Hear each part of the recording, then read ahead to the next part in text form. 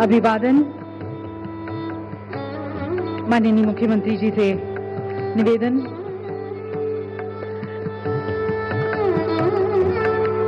अंगवस्त्रम भेंट कर और मध्य प्रदेश के गोंड जनजाति के कलाकारों द्वारा बनाई गई ये चित्रकला देवी सजनों भेंट की जा रही है। रंगों और आकृतियों का संगम सिर्फ नहीं है, बल्कि ये प्रकृति, परंपरा और लोक कथाओं की एक बहुत ही अनूठी कहानी भी बयां करती है। और अब मैं आमंत्रित करती हूं हमारे मध्य प्रदेश सरकार के हमारे मुख्य सचिव आदरणीय श्री अनुराग जैन जी को उनके संबोधन के लिए, उनके वे फॉरवर्ड एड्रेस के लिए।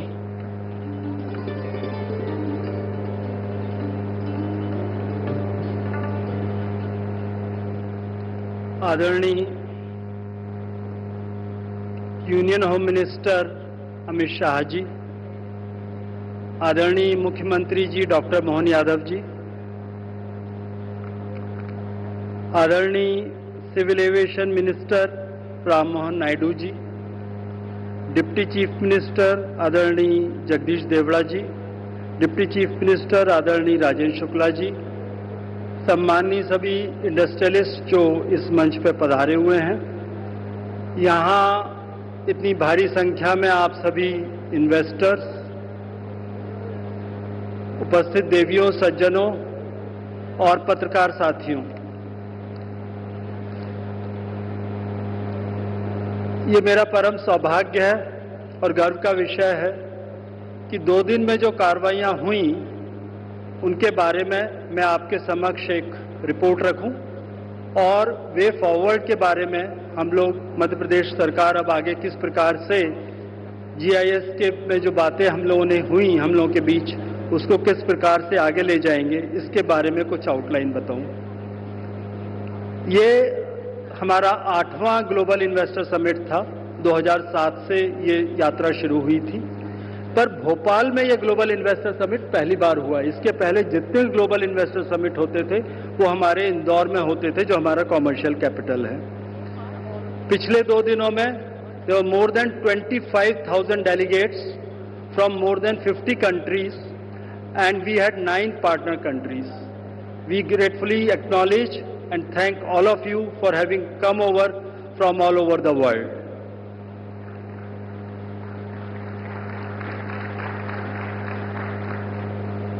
इस कार्यक्रम में हमें 10 केंद्रीय मंत्रियों का सानिध्य प्राप्त हुआ। यह हमारे लिए गर्व का विषय है और ये इस चीज को दर्शाता है कि जिस प्रकार से माननीय मुख्यमंत्री जी ने इस पूरे अभियान को लीड किया, उनके पर्सनल आग्रह की वजह से इतनी बड़ी भारी संख्या में केंद्रीय मंत्रियों ने हमें सानिध्य दिया और मार्गदर्शन दिया। इसी प्रकार से 6 केंद्रीय सचिवों ने हमारे इस कार्यक्रम में पार्टिसिपेट किया और अपना मार्गदर्शन और गाइडेंस उस पर्टिकुलर सेशंस को दिया। पर सबसे महत्वपूर्ण बात, हमारे कार्यक्रम का इनॉग्रेशन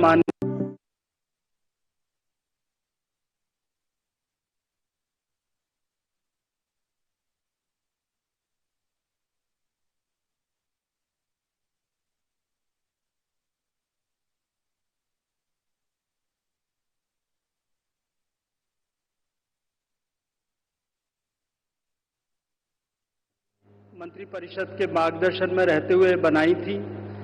और पिछले 2 दिनों में माननीय गृह मंत्री जी, मैं आपको ये निवेदन करना चाहूँगा, जो इन्वेस्टर से फीडबैक प्राप्त हुआ है वो बड़ा एनकरेजिंग है। अमूमन लोगों ने जो पॉलिसीज में क्लैरिटी है और सिंप्लीफिकेशन ऑफ प्रोसेस है उसको बहुत सराहा है। जिन इन्वेस्टर्स ने अभी तक इसको पढ़ा ना हो, आप अपने से रिलेटेड सेक्टर पॉलिसीज को पढ़ें, इसका लाभ उठाएं। यदि आपके मन में अभी भी कोई दुविधा हो, केवल देखने आए हो कि ग्लोबल इन्वेस्टर समिट में क्या हुआ है, तो आई वुड रिक्वेस्ट कि जल्दी से अपना निर्णय लें और ये जो एक अपॉर्चुनिटी लाइक नेवर बिफोर जो मध्य प्रदेश में है उसका लाभ उठाएं। माननीय प्रधानमंत्री जी ने 3 T's की प्रेरणा दी। उन्होंने हमें आउटलाइन करके अपना मार्गदर्शन ये दिया कि टेक्सटाइल, टेक्नोलॉजी और टूरिज्म, इन 3 चीज पे मध्य प्रदेश को फोकस करना चाहिए, मध्य प्रदेश की कोर स्ट्रेंथ होनी चाहिए। मुझे आप लोगों के साथ ये साझा करते हुए बहुत खुशी हो रही है कि इन सारी फील्ड्स में काफी अच्छे परिणाम आने शुरू हुए हैं। टेक्नोलॉजी में हमारी 4 नई पॉलिसीज थी, global capacity centres, drone, AVGC और सेमीकंडक्टर। कुल मिला के 78,000 करोड़ का कमिटमेंट इन्वेस्टमेंट का टेक्नोलॉजी सेक्टर में हमें इस इन्वेस्टमेंट में प्राप्त हुआ है। टूरिज्म में जैसा कि हमारा मध्य प्रदेश एक बहुत यूनिकली प्लेस्ड है, 11 नेशनल पार्क्स हैं, एक चीता, द ओनली चीता पार्क इन द कंट्री हमारे पास है। उसके बाद हमारे पास रिलीजियस टूरिज्म है, हमारे पास सबसे ज्यादा देश में किसी एक राज्य में वर्ल्ड हेरिटेज साइट्स हैं और नेचुरल ब्यूटी बहुत है। हमारे यहाँ टूरिज्म की बहुत संभावनाएं हैं और अच्छी जो टूरिज्म पॉलिसी बनी और साथ में टूरिज्म डिपार्टमेंट ने एक फिल्म टूरिज्म पॉलिसी भी बनाई, इनके भी अच्छे परिणाम शुरुआत हो चुकी है और लगभग 65,000 करोड़ के इंटेंशन टू इन्वेस्टमेंट हमें टूरिज्म क्षेत्र में मिले हैं। इसी प्रकार से टेक्सटाइल जो हमारा बहुत एक महत्वपूर्ण विषय है, जिसमें लेबर एम्प्लॉयमेंट बहुत होता है, कुछ बड़ी ब्रांड्स ऑलरेडी आ चुकी हैं, कुछ बहुत बड़ी बड़ी ब्रांड्स दुनिया की उन्होंने इसमें इंटेंशन टू इन्वेस्ट अभी जाहिर किया है। और हमारे यहाँ जो पीएम मित्रा पार्क जो चैलेंज मोड में भारत सरकार टेक्सटाइल मंत्रालय ने चैलेंज मोड में किए थे, उसमें एक मित्रा पार्क हमें अवार्ड हुआ है धार में, जिसकी तैयारी पूरी है और हम लोग इंतजार कर रहे हैं उस शुभ घड़ी का कि माननीय प्रधानमंत्री जी उसका फाउंडेशन स्टोन रखने शीघ्र आएंगे और जैसी कार्य योजना है अगले साल तक मित्रा पार्क के अंदर प्रोडक्शन शुरू हो जाएगा। इसके बाद माननीय प्रधानमंत्री जी ने जो सबसे एक प्रमुख बात रेखांकित की, वो ये कहा कि इंटरफेरेंस ऑफ गवर्नमेंट की सोसाइटी में कम होना चाहिए और इसके लिए उन्होंने डीरेगुलेशन कमीशन की बात की। माननीय मुख्यमंत्री जी ने कल ही हमें उसके बाद गाइडेंस दी कि इस मार्गदर्शन को लेकर हमें तेजी से आगे बढ़ना है, इसको हम लोग विचार कर रहे हैं। पर जो हमारी पॉलिसीज हैं, जो हम कहते हैं कि हमारी इस पॉलिसीज में जो फाइनेंशियल इंसेंटिव हैं वो अन्य राज्यों में किसी भी राज्य की तुलना में कमतर नहीं है। हम लोगों ने बनाते समय सारे राज्यों की नीति से तुलना की थी, बट हमारा कोर फोकस फाइनेंशियल इंसेंटिव नहीं है। हमारी पॉलिसीज का कोर फोकस जो है वो ईज ऑफ डूइंग बिजनेस है। किस प्रकार से हम कम से कम अनुमतियों की लाने की कोशिश करें, हर सेक्टर में जिसमें पॉलिसी बनाई गई है, सेक्टोरल इन्वेस्टर को क्या क्या अनुमतियों की आवश्यकता लगती है, वो सारी परमिशंस को लिस्ट करके इस चीज को देखा गया, परीक्षण किया जा रहा है कि क्या इस परमिशन की आवश्यकता है। यदि नहीं आवश्यकता है तो उसको समाप्त कर दिया जाए। उदाहरण के लिए इसमें टूरिज्म डिपार्टमेंट ने बहुत अच्छा काम किया। पहले उसमें 28 अनुमतियां लगती थी और इस पॉलिसी के दौरान उन्होंने उस number of permissions required to set up a hotel और resort has been brought down to 10। 28 के स्थान पर केवल अब 10 अनुमतियों की होटल और रिजॉर्ट में आवश्यकता पड़ेगी। इन सभी पॉलिसीज में मंत्रिपरिषद ने, मध्य प्रदेश सरकार ने एक कमिटमेंट दिया है कि हम हर परमिशन जो आवश्यक है इसी प्रकार से परीक्षण करके और यदि उसकी आवश्यकता है तो public service delivery guarantee act में उसे नोटिफाई करेंगे। जैसा मुझे विश्वास है आप सब लोगों के ज्ञात होगा कि मध्य प्रदेश पहला ऐसा राज्य था जिसने public service delivery guarantee act बनाया था और कई सेक्टर्स में हमने देखा कि यदि 18 परमिशंस लग रही हैं तो 12 पहले से नोटिफाइड है और बची हुई 6 परमिशंस को भी नोटिफिकेशन करने का काम प्रारंभ कर दिया और अगले कुछ दिनों में सभी इन अनुमतियों को हम लोग public service delivery guarantee act में नोटिफाई करेंगे। इसके बाद जो है हम लोग आगे आने वाली कुछ चीजों में जो रिडक्शन ऑफ कंप्लायंस बर्डन के बारे में ऑलरेडी जो अच्छा काम हुआ है वो बताना चाहेंगे कि मध्य प्रदेश में एक कानून हम लोगों ने बनाया है, उद्योग की स्थापना एवं परिचालन का सरलीकरण अधिनियम। Basically this is exemption from inspections for the first 3 years। जो लोग नोटिफाई करते हैं पर्टिकुलर प्रकार के इन्वेस्टर्स अपने इंडस्ट्री के बारे में, पहले 3 साल सेल्फ सर्टिफिकेशन के आधार पे आपको एग्जेम्पशन है इंस्पेक्शन राज से। ये एक बहुत बड़ा कदम, क्रांतिकारी कदम मध्य प्रदेश सरकार का है। जब ये रिडक्शन ऑफ कंप्लायंस बर्डन की बात हो रही थी, इस बार भारत सरकार से कुछ मार्गदर्शन मिला था कि डिक्रिमिनलाइजेशन में ये हमारे कानून अभी भी हैं। मैं सर आपको बताते हुए खुशी का अनुभव करता हूं कि जैसे भारत सरकार ने एक जनविश्वास बिल बनाया था, उसी प्रकार से पूरे देश में मध्य प्रदेश पहला ऐसा राज्य बना जिसने जनविश्वास बिल के माध्यम से जो जितनी भी अनुमतियों को डिक्रिमिनलाइज करना था, एक कॉमन एक्ट के माध्यम से दिसंबर के अपने विधानसभा सेशन में उसे पास किया है। हमारा इन्वेस्टर पोर्टल, मेरे इन्वेस्टर से बात हुई, कई लोगों ने उसकी तारीफ की कि अन्य राज्यों की तुलना में काफी यूजर फ्रेंडली है, पर उसके बावजूद हम लोग इसका रिवैम्पिंग करके इसको यूजर फ्रेंडली बनाने के लिए अभी भी मेरे मत में हम लोगों ने जब सीनियर ऑफिसर्स कमेटी में इसको देखा था तो हमें लगा कि ये अभी भी डिपार्टमेंट की तरफ से बना हुआ पोर्टल है, इसको एक यूजर की दृष्टि से कैसे बनाया जाए उस पर हमने काम करना शुरू किया है। तो इस पोर्टल को और यूजर फ्रेंडली बना के एंड टू एंड की इंटेंशन टू इन्वेस्ट से लेके आपके इन्वेस्टमेंट को ग्राउंड तक आने में और उसके बाद बिजनेस को चलाने के लिए ये यूनिफाइड पोर्टल काम कर सके, इस प्रकार से अब इसको हम लोग रिवैम्प कर रहे हैं। हमारे यहाँ जमीन एलोकेशन फॉर इंडस्ट्री एक जीआईएस बेस्ड सिस्टम है। आप ऑनलाइन, यदि आप चेन्नई में बैठे हैं, आप if you are in UK और Japan, you can actually book a plot of land for your industry on this portal without actually reaching out to us physically. That is the level of our GIS portal. इसके बाद way forward में जैसी माननीय मुख्यमंत्री जी के साथ हमें मार्गदर्शन प्राप्त हुआ था, होता यह कि अभी इन्वेस्टर हमारे पीछे आता है, ये प्रथा रही है। आप विश्वास कीजिए अब हमारे अधिकारी आपको चेस कर रहे होंगे कि इस इंटेंशन टू इन्वेस्ट को जल्दी से ग्राउंड पे कैसे लाया जाए।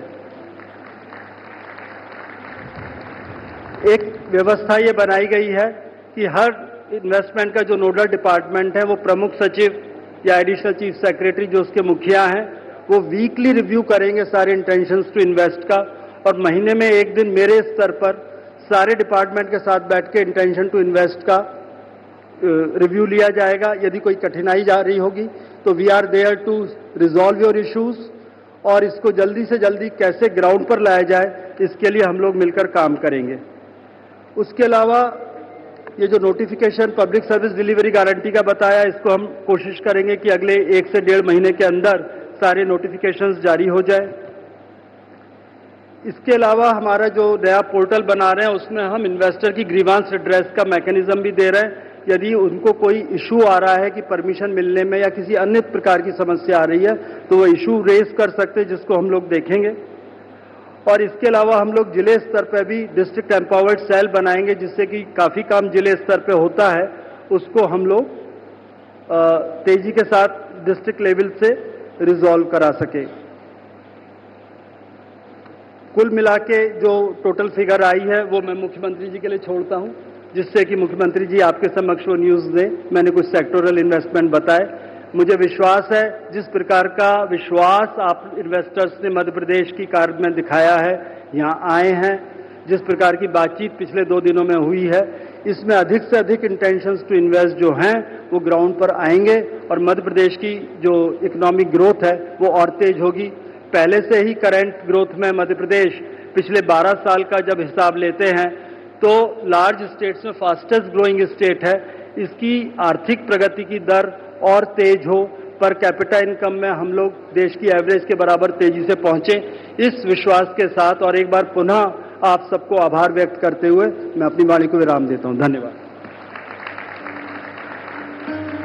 बहुत बहुत धन्यवाद सर, इन 2 दिनों की उपलब्धियों पर प्रकाश डालने का और इसके साथ साथ आगे की सरकार की क्या रणनीति होगी वह हमारे साथ साझा करने का। और देवी सज्जनों, अब जब मध्य प्रदेश का एक विकास गाथा का एक नया अध्याय शुरू होने जा रहा है, उसके लेखक, उसके रूपरेखक, उसके रचनाकार आदरणीय मुख्यमंत्री आदरणीय डॉक्टर मोहन यादव जी को आमंत्रित करते हैं उनके विचारों के लिए और उनके फ्यूचरिस्टिक विजन के लिए।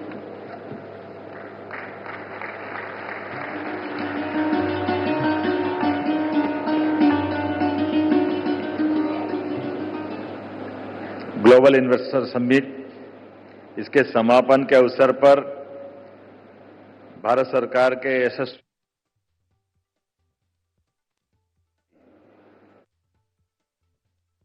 इसके लिए हम लोग मिलकर काम करेंगे।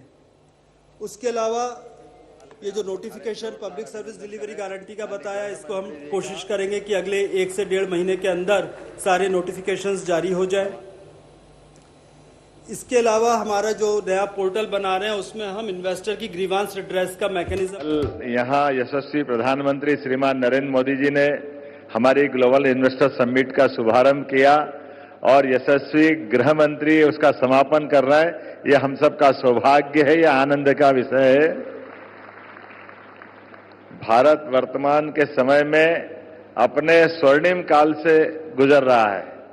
यशस्वी प्रधानमंत्री अपनी अनथक मेहनत के आधार पर देश और दुनिया के अंदर जिस प्रकार से मेहनत कर रहे हैं, उनके साथ यशस्वी गृह मंत्री कदम से कदम मिला करके हमारे सबके लिए वो सब कराने का प्रयास कर रहे हैं जो अपने अपने स्तर पर राज्य सरकारों के बलबूते पर वो अपने विकास के नए नए कीर्तिमान बनाए, मापदंड बनाए।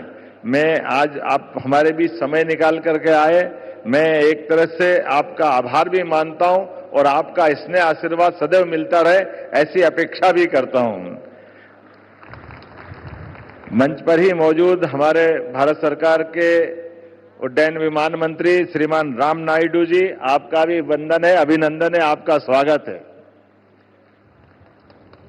हमारे बीच उप मुख्यमंत्री द्वय श्रीमान जगदीश देवड़ा जी, श्रीमान राजेंद्र शुक्ला जी, श्री मोहित मल्होत्रा जी, डाबर समूह माननीय उद्योगपति हैं, अडानी समूह के माननीय राजेश अडानी जी, माननीय सिद्धार्थ जैन जी, सुश्री स्वाति सलगांवकर जी, श्री एस.के. अग्रवाल जी, श्री थॉमस चेरियन जी, पूरे मंच का अभिनंदन करें एक बार फिर हमारे आज के समापन सत्र का।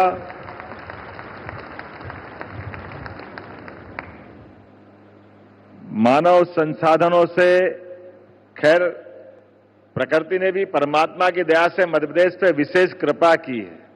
हमारे यहाँ पर्याप्त पानी है, पर्याप्त लैंड बैंक है, निवेश के अनुकूल कानून और व्यवस्था है।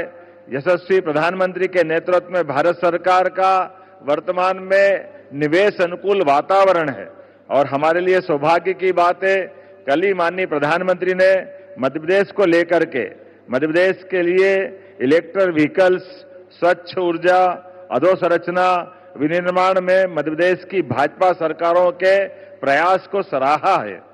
माननीय गृह मंत्री जी को अवगत कराना चाहूंगा, 1 वर्ष पूर्व हमने अपनी सरकार आपके आशीर्वाद के गठन के बाद लगातार निवेश के मामले में रीजनल इंडस्ट्री कॉन्क्लेव की यात्रा प्रारंभ की थी, जिसको संभाग पर औद्योगिक निवेश के सम्मेलन के रूप में रीजनल इंडस्ट्री कॉन्क्लेव का नाम दिया और बाबा महाकाल की नगरी उज्जैन के बाद जबलपुर, ग्वालियर, सागर, रीवा, शहडोल, नर्मदापुरम ऐसे संभाग केंद्रों पर ये 7 अपनी अलग अलग प्रकार की समिट करते हुए और देश के अंदर भी मुंबई, कोयंबटूर, बेंगलोर, कोलकाता, पुणे, दिल्ली में हमारे लिए इंटरेक्टिव सेशन आयोजित किए गए और अंतर्राष्ट्रीय स्तर पर यूके, जर्मनी, जापान में मध्य प्रदेश की विकास गाथा को प्रस्तुत करते हुए विकास के इस आयाम से सबको परिचित कराने का हमने एक तरह से पूरा वर्ष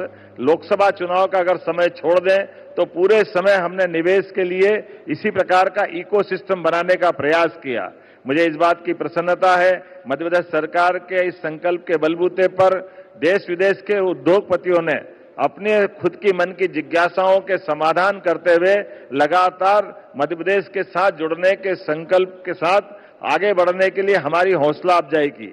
मुझे इस बात की प्रसन्नता है, जब हमने व्यापक रोडमैप बनाने का प्रयास किया तो अपने यहाँ पर कई सुधार भी जो भी सीएस ने बताए उनको लाने का प्रयास किया। सिंगल विंडो सिस्टम, कलेक्टर के यहाँ उद्योग प्रकोष्ठ, ताकि निवेशक को अनावश्यक परेशानी नहीं हो और अपने काम को करने के लिए सरलता से वो आगे बढ़े। लेकिन हम यहाँ नहीं रुक रहे हैं। यशस्वी प्रधानमंत्री और यशस्वी गृह मंत्री के आशीर्वाद के बाद हमने हमारा ये पूरा वर्ष उद्योग और रोजगार को समर्पित किया है। इसके बाद लगातार आज के इस ग्लोबल इन्वेस्टर समिट के बाद भी ऐसे कई सेक्टर माननीय गृह मंत्री जी अभी हमारे बाकी है जिसपे हमको ठोस रणनीति के अंतर्गत हम आगे बढ़ रहे हैं। खासकर कृषि के क्षेत्र में हमारे लिए बड़ी संभावना है। मालवा, चंबल, मध्य भारत, ये बेल्ट में पानी की उपलब्धता के आधार पर कृषि आधारित जिलों में बहुत अच्छी संभावना है। इसी प्रकार से टेक्सटाइल का, हमारा रियल एस्टेट का, हेल्थ का, ऐसे कई सेक्टर हैं और कुछ कुछ जिले तो अब हमारे संभाग केंद्र के बराबर ही हैं, चाहे वो सतना हो, सिंगरौली हो, कटनी हो। हम उम्मीद कर रहे हैं कि इसी विकास के कारवां को लगातार हर माह इसी क्रम में जोड़ते हुए आगे बढ़ेंगे। मुझे इस बात की प्रसन्नता है, जब यहां मैं समिट के बारे में बात कर रहा हूं तो समिट में लगभग 100 से अधिक उद्योगपतियों और विभिन्न सेक्टर एक्सपर्ट ने इसमें भाग लिया है और बड़ी संख्या में 60 से ज्यादा देशों के प्रतिनिधियों ने, प्रमुख उद्योगपतियों ने अपनी इसमें भूमिका अदा की है। भारत की अग्रगण्य 300 से अधिक कंपनियों के एमडी और सीईओ ने इसमें भाग लिया, जिसमें 25,000 से अधिक सहभागिता हुई है। प्रतिभागी के रूप में हमने मोटे तौर पर 7 से 8,000 लोगों को एक एक सेक्टर में, अर्थात कल सुबह से लेकर दोपहर तक और उसके बाद दूसरे सत्र में दोपहर बाद से लेकर सायंकाल तक, तो लगभग 16,000 लोगों को कल इसमें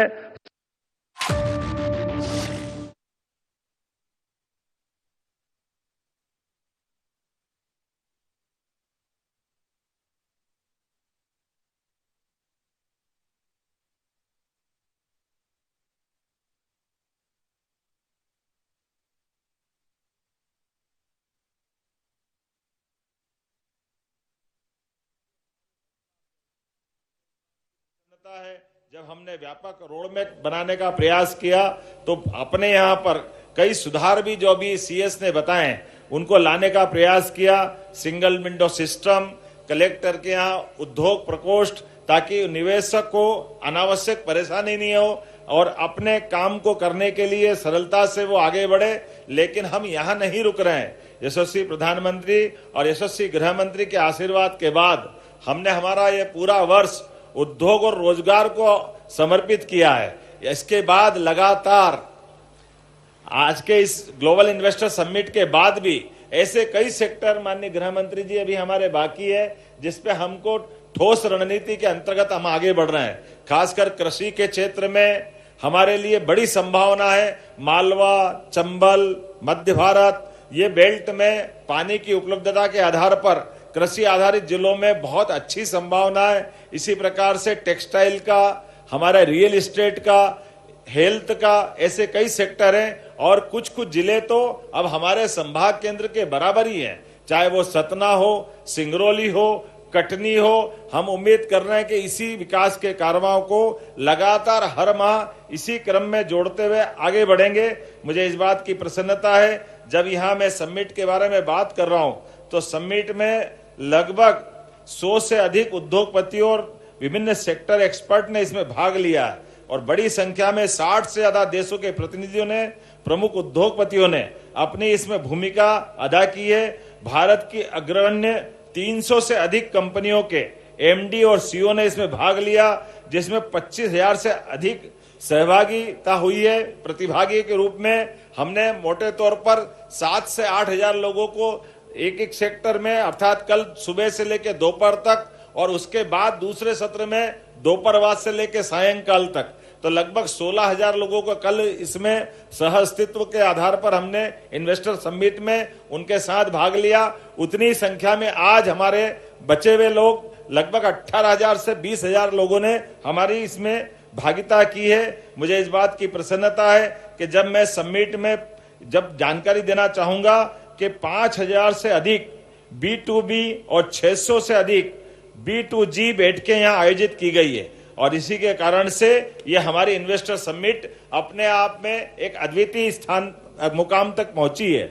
मैं ग्लोबल इन्वेस्टर समिट में ऊर्जा, आईटी, खनन, पर्यटन, स्टार्टअप, शहरी विकास के विभिन्न प्रकार के ऐतिहासिक समझौतों के बारे में बताना चाहूंगा और इस आधार पर मध्य प्रदेश में निवेशकों का जो विश्वास बढ़ा है, मुझे इस बात की प्रसन्नता है यशस्वी गृह मंत्री जी की मौजूदगी में। जब हम कल यशस्वी प्रधानमंत्री के माध्यम से पहले दिन का समापन कर रहे थे तो लगभग हमारे पास 22,50,000 करोड़ के निवेश के कल आंकड़े की यहां घोषणा की गई थी। हमारे 7 रीजनल इंडस्ट्री कॉन्क्लेव को मिलाकर के और अभी तक का जो आंकड़ा आया है, हमारे पास कुल 30,77,000 करोड़ के निवेशकों के यहां एमओयू हुए हैं। मैं उम्मीद कर रहा हूं कि अभी तक की हमारी जितनी ग्लोबल इन्वेस्टर समिट हुई है उसमें सर्वाधिक आप सबके आशीर्वाद से ये एक अलग प्रकार से मुकाम पे मध्य प्रदेश सरकार के माध्यम से हम यहां तक पहुंचे हैं। और जैसा कि सीएस ने कहा है कि हम अपने सभी एमओयू को धरातल पर उतारने के लिए प्रदेश सरकार पूर्णतः प्रतिबद्ध है और संकल्पबद्ध भी है। हम क्रमशः अपने अपने सभी निवेशकों से अलग अलग विषयवार उनकी रचना बना करके हमारे सरकार के साथ उनके किए गए वादों को निभाने के लिए आगे बढ़ेंगे। यशस्वी प्रधानमंत्री के नेतृत्व में डबल इंजन की सरकार, जैसा कि प्रधानमंत्री जी ने स्वयं कहा है, हम निश्चित रूप से मध्य प्रदेश को आर्थिक दृष्टि से यहाँ के युवाओं को,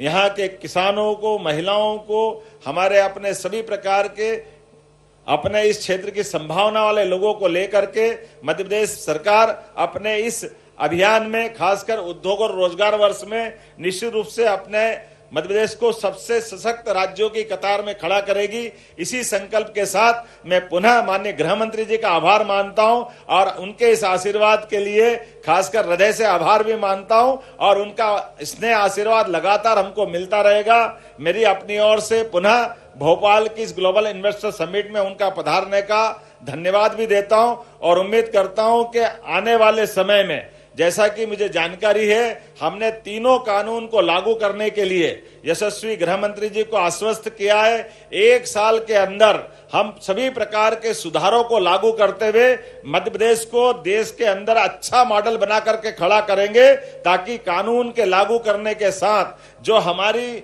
मूल कल्पना है, माननीय गृह मंत्री जी ने जो लाइन दी है कि हमारे आने वाले समय में सभी जो हमारे जेल में बंदी हैं उनको न्यायालय जाने की जरूरत नहीं पड़े, वो वहीं से कोर्ट में शामिल हो। उसी प्रकार से जो डॉक्टर हैं वो अपने अपने हॉस्पिटल की ड्यूटी करते करते न्यायालयीन कार्य को भी वहीं से संपन्न करें। ये वाकई अद्भुत समय है। मैं आपको बताना चाहूंगा कि ये जो वर्तमान में न्यायालय के अंदर और जो व्यवस्थाओं में सुधार किए गए, ये अद्भुत है। इससे 30% से ज्यादा हमारे पुलिस का कार्यबल हमारे पास बचेगा और इस आधार पर ऐसी कई सारी दूसरी गतिविधियों में भी हमारे पुलिस बल सहित कानून और व्यवस्था की स्थिति का अच्छा से हम पालन कर सकेंगे। एक बार फिर मैं माननीय गृह मंत्री जी का आभार मानता हूं और उनका आशीर्वाद का अपेक्षा करता हूं। वो हमें मार्गदर्शन करते रहेंगे और लगातार हम विकास के कारवां पे यूं ही बढ़ते रहेंगे। बहुत बहुत धन्यवाद। भारत माता की जय।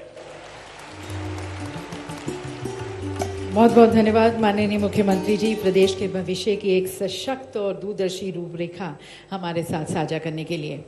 और अब देवी सज्जनों, आप सभी की तरफ से करबद्ध होकर मैं निवेदन करती हूँ हमारे यशस्वी प्रज्ञावान माननीय केंद्रीय गृह मंत्री आदरणीय श्री अमित शाह जी से कि आप मध्य प्रदेश के उज्जवल भविष्य और निवेश संभावनाओं पर हमारा मार्गदर्शन करें, हमें अपना आशीर्वाद दें।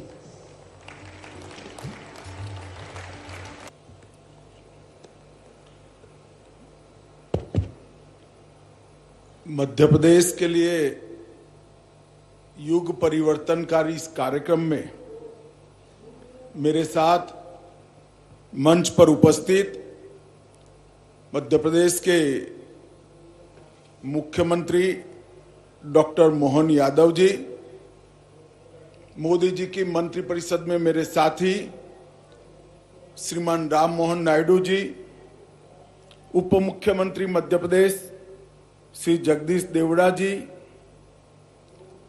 उप मुख्यमंत्री मध्य प्रदेश राजेंद्र शुक्ला जी, मंच पर और मंच के सामने विराजमान अलग अलग उद्योग गृहों के सभी प्रतिनिधिगण, मध्य प्रदेश के मुख्य सचिव जी, उपस्थित सभी मंत्रीगण, आप सभी को मैं बहुत बहुत बधाई देना चाहता हूं। सबसे पहले ये 2 दिवसीय ग्लोबल इन्वेस्टर्स समिट के समारोह पर मैं डॉक्टर मोहन यादव और उनकी पूरी टीम, उनका मंत्रिमंडल और मुख्य सचिव से लेकर पूरी प्रशासनिक टीम को मैं अभिनंदन देना चाहता हूं कि ये 2 दिन के अंदर 30,77,000 रुपए के एमओयू को जमीन पर उतारा है। यहां आने से पहले मैंने मुख्यमंत्री जी और मुख्य सचिव जी से बात करी, आगे की कार्य योजना के लिए थोड़ा जानकारी भी लिया और मुझे पूरा विश्वास है जिस प्रकार की कार्य योजना मध्य प्रदेश सरकार ने बनाई है, ये 30,77,000 करोड़ के एमओयू, इसमें से महत्तम एमओयू जमीन पर उतरेंगे। इतना ही नहीं, एक बड़ी इंडस्ट्री के साथ एंसिलरी इंडस्ट्रीज जो कई सारी आती हैं, जो इस एमओयू में समाहित नहीं है, उसको भी अच्छे तरीके से मध्य प्रदेश में स्थापित करने का काम मध्य प्रदेश प्रशासन करेगा, इसका मुझे विश्वास है।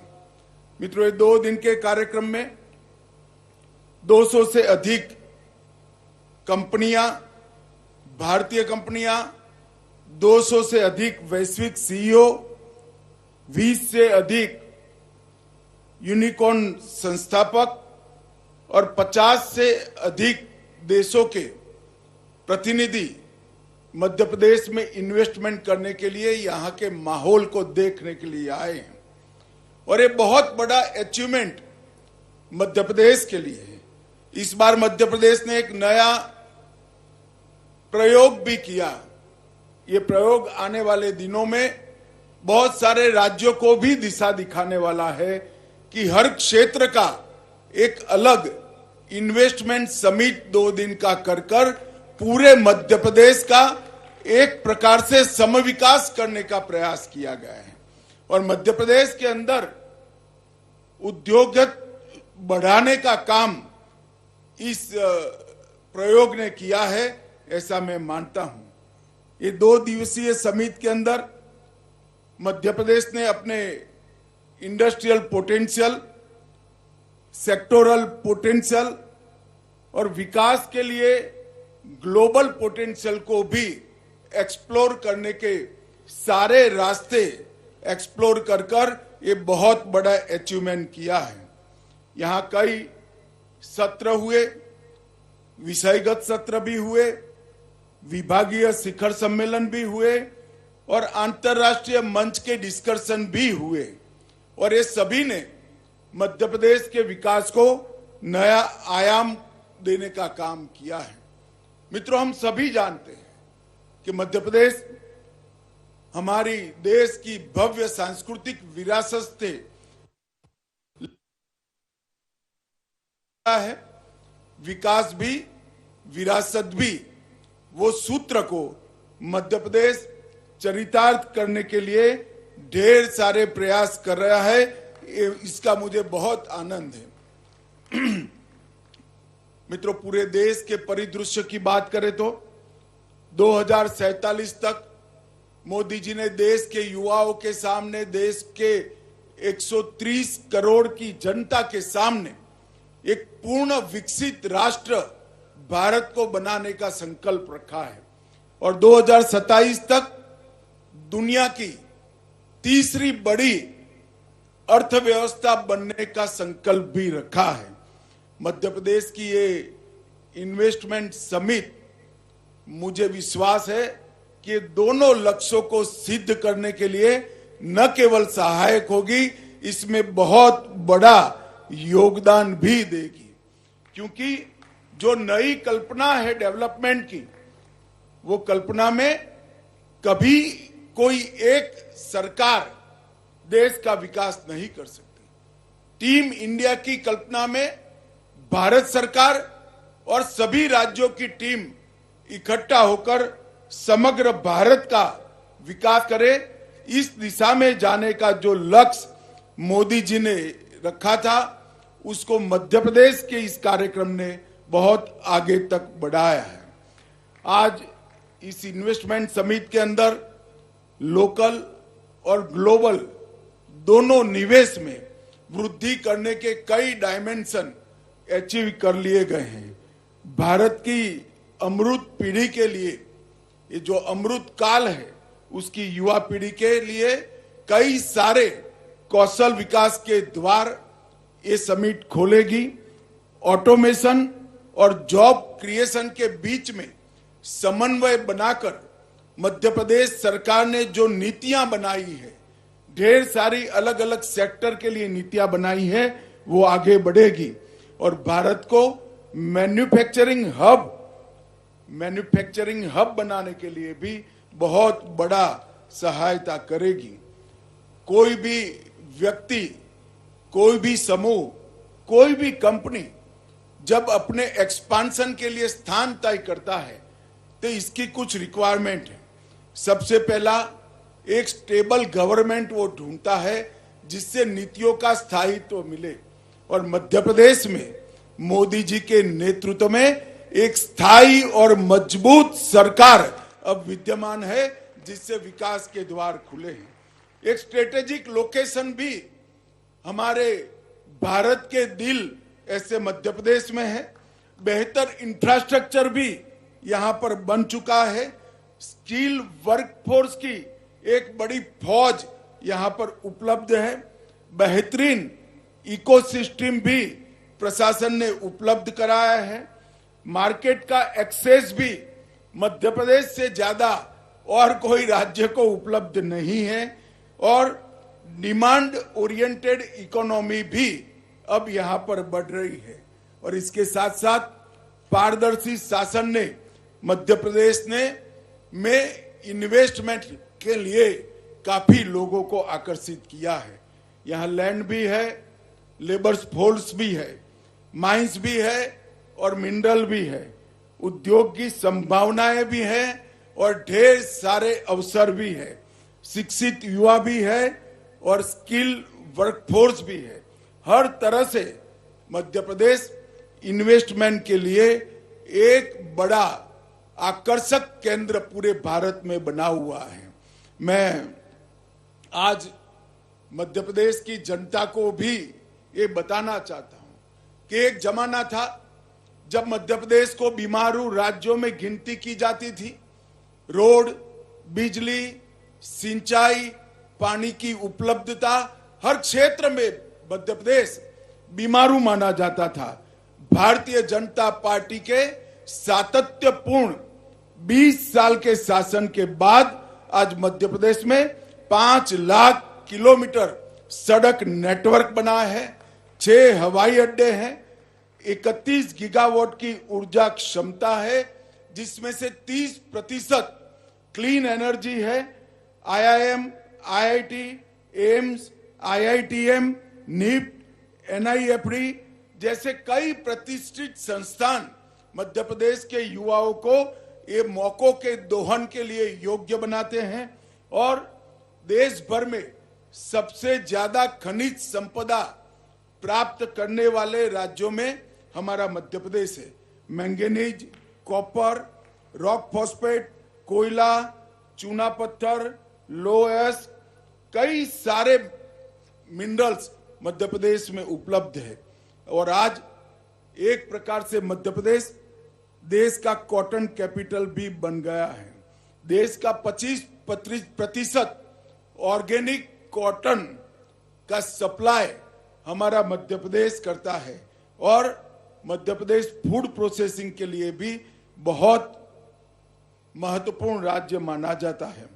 राज्य सरकार ने 2025 के वर्ष को उद्योग वर्ष के रूप में बनाने का तय किया है, और ईज ऑफ डूइंग बिजनेस के लिए जन विश्वास विधेयक पारित करने वाला मध्य प्रदेश देश में सबसे पहला राज्य बना है। और मुझे विश्वास है कि सभी प्रयासों से मध्य प्रदेश पूरे भारत में टॉप अचीवर बनेगा। आने वाले दिनों में मध्य प्रदेश में जो पोटेंशियल है, एग्रीकल्चर पोटेंशियल, इंडस्ट्रियल पोटेंशियल, ये सारा 100% एक्सप्लोरेशन करने में टीम मध्य प्रदेश सफल होगी, इसका मुझे विश्वास है। मित्रों, मोदी जी के 10 साल के शासन में भारतीय अर्थव्यवस्था 10वें क्रमांक से छलांग लगाकर 5वें क्रमांक पर आई है और मुझे विश्वास है 2027 में हम विश्व की तीसरे नंबर की अर्थव्यवस्था बनकर आगे बढ़ेंगे। फॉरेक्स रिजर्व हमारा 2 गुना हुआ है, जीडीपी 2 गुना हो चुका है और प्रति व्यक्ति आय भी 10 साल में 2 गुना हुई है। मगर मैं बड़े विश्वास के साथ मध्य प्रदेश और देश के लोगों को बताना चाहता हूं कि ये 10 साल में हमने एक बहुत बड़ी बुलंद इमारत की नींव डालने का काम किया है। ये जो नींव डली है उस पर आने वाले 10 साल में भारत के विकास के कई नए आयाम गढ़े जाएंगे, क्योंकि इसके लिए ढेर सारे सुधार मोदी जी के नेतृत्व में हुए हैं। मैं इसमें से सिर्फ बैंकिंग की बात करना चाहता हूं। एक 10 साल के अंदर 54 करोड़ लोगों को एक प्रकार से बैंकिंग की नेट में लाने का काम किया। ये ऐसे लोग थे जिनको आजादी के 75 साल तक बैंक अकाउंट खोलने का सौभाग्य भी नहीं मिला था। आज वो सभी को बैंकिंग उपलब्ध कराने का काम नरेंद्र मोदी जी ने किया है। इंसॉल्वेंसी और बैंक्रप्सी कोड और एनपीए को 2.5% से नीचे पहुंचाना, जीएसटी का सफल इम्प्लीमेंटेशन, सिंगल विंडो क्लियरेंस और कई सारे इंफ्रास्ट्रक्चर के काम, एक प्रकार से देखें तो 10 साल में 60,000 किलोमीटर राजमार्ग की वृद्धि हुई है, 8 लाख किलोमीटर गांवों के रास्ते बने हैं, हवाई अड्डे 74 की जगह 157 हुए हैं, रेलवे के वृद्धिकरण में डबल वृद्धि हुई है और कार्गो हैंडलिंग में भी डबल वृद्धि हुई है। और भारत ने नए इनिशिएटिव लेकर आने वाले 25 साल तक जो सेक्टर विश्व की अर्थ की नीति तय करने वाले हैं, विश्व की इकोनॉमी की दिशा तय करने वाले हैं, ऐसे सेक्टर में भारत आज फाउंडर बना है। चाहे एआई हो, ग्रीन हाइड्रोजन हो, ग्रीन एनर्जी हो, इलेक्ट्रिक व्हीकल हो या पुराने सेक्टर जहां हम पिछड़े हुए थे, सेमीकंडक्टर और डिफेंस और हेल्थ हो, हर जगह पे हमने गैप को समाप्त करने का काम किया है। और मित्रों, आज मध्य प्रदेश की ये इन्वेस्टमेंट समिट ने न केवल मध्य प्रदेश, भारत के भी विकास को गति देने का काम किया है और मैं आशा करता हूं कि मध्य प्रदेश आने वाले दिनों में भारत के प्रमुख उद्योग को प्रस्तापित करने वाले राज्यों में से बनेगा और मध्य प्रदेश का इकोनॉमिकल डेवलपमेंट भी दिन दूनी रात चौगुनी बढ़ेगा।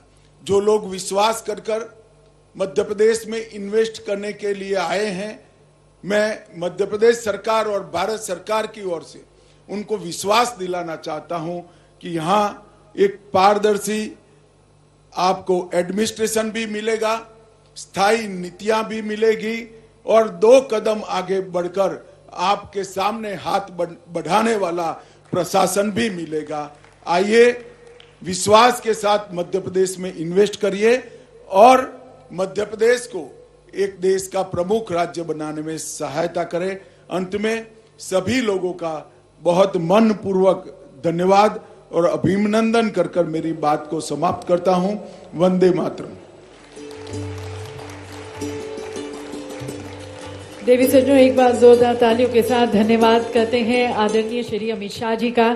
बहुत बहुत धन्यवाद। आपके नेतृत्व, आपके विजन, आपके सहयोग का विश्वास से प्रेरित होकर हमारा देश और मध्य प्रदेश नवाचार, निवेश और आत्मनिर्भरता की राह पर और भी सशक्त होकर आगे बढ़ेगा।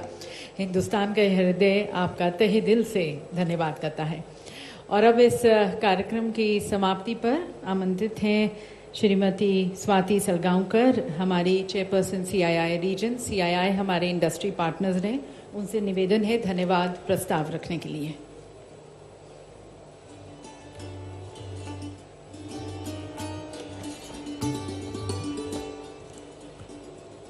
भारत के माननीय गृह मंत्री श्री अमित शाह जी, भारत के माननीय उड़ान मंत्री नायडू जी, मध्य प्रदेश के माननीय मुख्यमंत्री Shri Mohan Yadav ji, dignitaries on the dais and in the audience, देवियों और सज्जनों, कल हमारे माननीय प्रधानमंत्री के प्रेरक संबोधन के बाद भारतीय उद्योग और CII की ओर से इस वैलिडिक्टरी सेशन के संबोधित करने का सम्मान की बात है। हम माननीय गृह मंत्री की उपस्थिति के लिए बहुत आभारी है। उनका नेतृत्व और दूरदर्शिता हमारे राष्ट्र और राज्य के विकास को आगे बढ़ाने में महत्वपूर्ण रही है। आपकी स्ट्रॉन्ग और विजनरी लीडरशिप के कारण हम सब शांति से इस देश में रह सकते हैं। माननीय मुख्यमंत्री जी, वास्तव में इंडस्ट्री और इन्वेस्टर फ्रेंडली एनवायरनमेंट बनाने में आपके लीडरशिप ने मध्य प्रदेश को भारत का ग्रोथ इंजन बना दिया है। हम राज्य को औद्योगिक उत्कृष्टता और इनोवेशन के केंद्र में बदलने के लिए आपको बधाई देते हैं। विकसित मध्य प्रदेश और विकसित भारत के विजन का समर्थन करते हुए निवेश आकर्षित करने और रोजगार पैदा करने के लिए आर्थिक ढांचे पर CII ने आपको vision document envisioning MP economy eight 2047 unlocking potential driving growth करने की अनुमति देने के लिए हम आपको धन्यवाद देते हैं। मध्य प्रदेश एक कोऑपरेटिव फेडरलिज्म का उदाहरण देती है। GS